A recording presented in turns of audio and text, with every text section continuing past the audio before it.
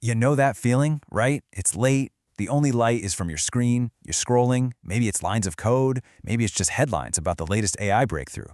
And you can just feel it. The world is moving so fast.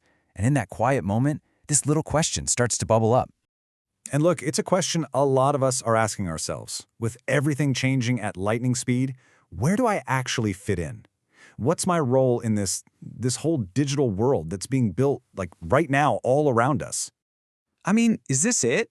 Am I just a user, someone who just consumes, passively using the apps and the tech that somebody else dreamed up? Or is there something more? That's the real question, isn't it? That feeling deep down that says, no, I was meant to be more than that.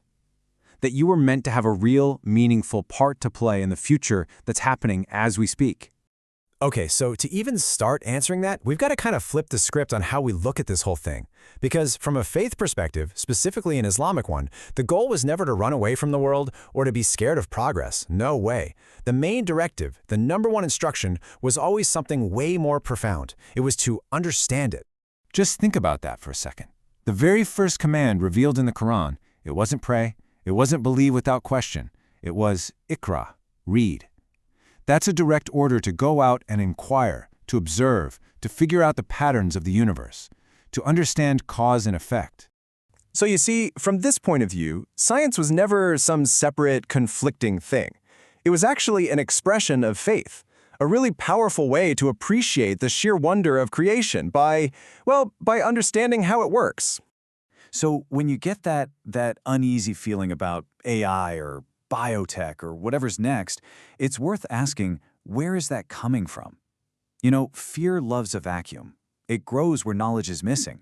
But faith has a totally different worry. It's not afraid of discovery, not at all. It's afraid of what we do with it. It's afraid of our irresponsibility.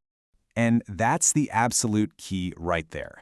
The problem isn't that our machines are getting smarter. The real danger is when we, as humans, stop getting wiser. So the focus isn't about hitting the brakes on technology. It's about hitting the accelerator on our own wisdom, our ethics, and our ability to think ahead. And here's the thing. We're not starting from scratch here. We actually have a blueprint for this. Believe it or not, the huge ethical questions we're facing with tech today, they're not brand new. They're really just modern echoes of ancient questions that brilliant minds have been wrestling with for centuries. I mean, take someone like Ibn Khaldun. We're talking hundreds of years ago, and this guy was already thinking in systems. He was diving deep into the patterns of why societies rise and why they collapse. And he wasn't just doing it to write a history book, he was doing it to give future generations, people like us, a heads up on the challenges we'd face. And that mindset, that analytical, look ahead, what are the consequences kind of thinking, that is exactly what we need from every single person building our AI and our data systems today. We have to start asking those huge foundational questions all over again. Which leads us to a really important realization. Once you peel back all the layers of hype and, frankly, fear, you see today's amazing technologies for what they are. They're just tools. Yeah, they're incredibly powerful tools for sure, but they're neutral. They're just sitting there, waiting for us to give them a job, a purpose. I mean, really think about it. What is AI? At its core, it's a pattern-finding machine. Big data? It's a tool that predicts what we might do next. Biotech? It lets us edit the very code of life itself. None of these things are born good or evil. They're just amplifiers. They take our intentions and turn up the volume. And this is where that unchanging moral compass we talked about comes into play. Faith gives us this solid, timeless framework. Just imagine for a second what we could build if we were guided by these principles. What if we built tech that put justice way ahead of profit, that chose mercy over dominance, that had responsibility, not arrogance, baked into its very code? The choice we have is, well, it's incredibly clear. Without that ethical guide, technology just becomes a race for more power. But with that moral compass, the very same technology becomes an amazing instrument for serving people, for helping humanity. So, this all comes down to you, right here, right now, this generation. This isn't just some interesting idea to think about. This is a call to action, and it's an urgent one. Look, if you've ever felt overwhelmed, if you've ever thought, man, I was born in the wrong era, you need to hear this. You were not an accident. You are here for a reason. You are in this era precisely because it's an era where deep faith needs brilliant minds, and brilliant minds desperately need deep faith. Your job here is not to just sit back and consume what this age spits out. No, your purpose, your potential, it's to shape the outcome, to get in the game, to be an architect of the future. So what does that actually mean day to day? It means you're the one asking the better questions. Not just, hey, can we build this? But should we build this? It means you're designing systems that are fair from the very first line of code.